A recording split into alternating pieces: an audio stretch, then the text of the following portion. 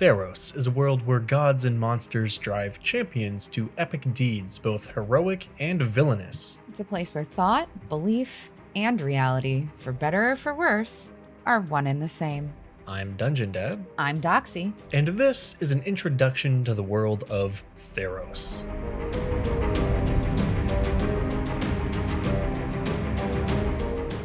Theros had its start as a world created for Magic the Gathering, one of the most successful card games in the world. Since the spring of 2020, with the publishing of Mythic Odysseys of Theros, the Greek-inspired setting has been extremely popular as a world to play D&D in. In this video series, Doxy and I are going to explore the rich history and lore of Theros, both to quell your curiosity and burning questions about the setting, but also as a way to inspire D&D adventures, delving into every corner of what has quickly become one of our favorite worlds to play Dungeons & Dragons in. And since this is the very first episode, let's consider it a primer all about Theros, and just exactly why you should plan your next foray into fantasy there. It's no secret that Theros is heavily based on Greek myth. In fact, it's one of the main reasons why so many people want to play there. It's still heroic fantasy, but you'll soon discover there are things which differ wildly from what you'd expect. For instance, in most D&D settings, the gods are distant. They remain detached from the worlds they govern, happy to influence events among mortals through their clerics and worshippers.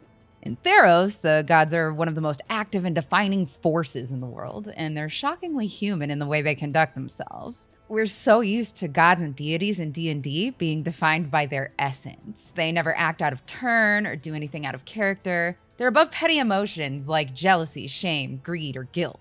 The gods in Theros are not so. For example, Heliod, the god of the sun, and generally considered to be an ally to most mortals, once hurled his weapon, Crusaor, the Sun Spear, down from the heavens and into the heart of Atlantis, seeking the entire city and wiping out a society.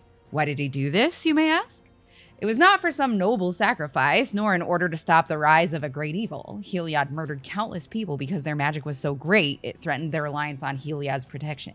Pure hubris. A very mortal way to feel.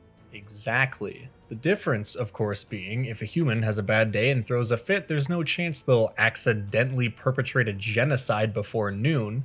But it's not like these things happen and the gods remain a complete mystery. In fact, the realm in which the gods reside, known in Theros as the Nyx, is also the very night sky itself. At night, when the people of Theros look up into the sky, among the stars dotting the Nyx above them are also gods going about their business. It's like a direct window into the heavens above, something that can be both beautiful and terrifying. It begs the question, if beings as powerful as the gods of Theros are subject to imperfection and corruption, what's to stop them from dominating everything around them with an iron fist?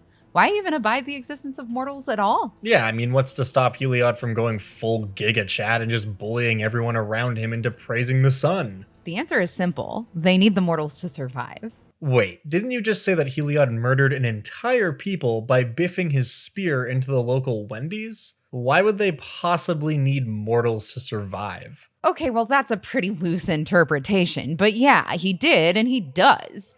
In Theros, the gods are only powerful because the people believe that they are. The Nyx, that starry world which hangs in the sky above Theros, has an unusual property, which takes the beliefs of those beings which occupy Theros, and over time it turns them into reality. Heliod does control the rising and setting of the sun, but only because people believe he does. Erebos, god of the underworld, is cruel and callous because people fear death, and therefore they believe the warden of death must be uncaring and scary. Nylea cares for the forests and balance of nature only because everyone believes that she does. Don't get it twisted, the gods of Theros are extremely powerful. However, their power is defined by those who grant them existence through belief. That has some pretty intense connotations. It absolutely does. Theros has its own various populations of natural monsters, such as Cyclops, Sphinx, or Harpies. However, Nyx-born monsters are a whole new level of potential threat. If a legend of a 100-headed Hydra were to become popular, after many, many years of this tale being told and retold as fact, such a creature might one day emerge from the Nyx to wreak havoc. You'd think people would just agree to only tell stories about massive benevolent puppies. Well, yeah, I'm sure if anyone on Theros knew this was how their world worked, that would likely be the case, but virtually nobody in Theros knows the true nature of the setting. There are a few exceptions, of course, but that's a topic for another video. The other major paradigm shift in Theros when it comes to how the world works is just who these mortals we keep talking about are. In Theros, you will of course find humanity doing their thing, but something you won't find is elves, or dwarves, or practically any of the other typical D&D races we're used to seeing. Instead, we have vast lands occupied by Minotaur, Centaur, Leonin, Satyrs, and Tritons. Each one of these races will get their own in-depth video eventually, but as an introduction to Theros, it's important to understand the denizens of this world are not your standard D&D fare. Take the Minotaur, for example. We're used to seeing them appear as ferocious and savage monsters. In Theros, they're still big and still strong and still brutal combatants, but they also have cities, culture, art, religion, and everything else that comes along with being a part of a society. So whether we're talking about the enigmatic Triton that makes their homes beneath the waves, the Leonin that dominate the plains and reject the gods, the centaurs that roam, or the satyrs that dance like it's 299 BC.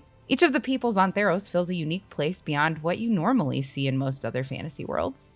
Taking all that into consideration and then adding in a healthy dose of ancient Greek flavor, a heaping spoon of melodrama, and more calls to adventure than you can shake a Bronze Age spear at, you've got yourself an adventure in Theros. We're both really excited to be talking about this incredible world, and we hope you enjoy coming on this journey with us.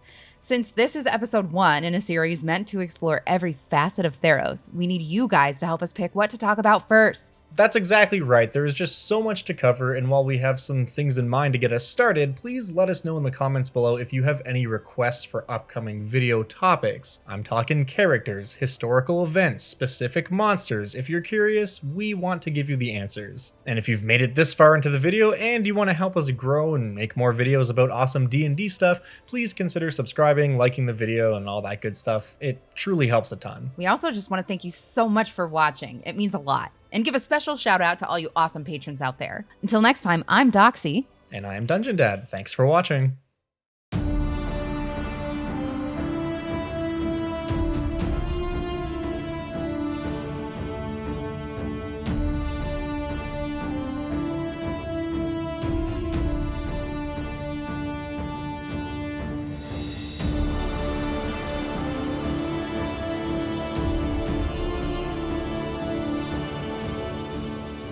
So whether we're talking about the enigmatic Triton that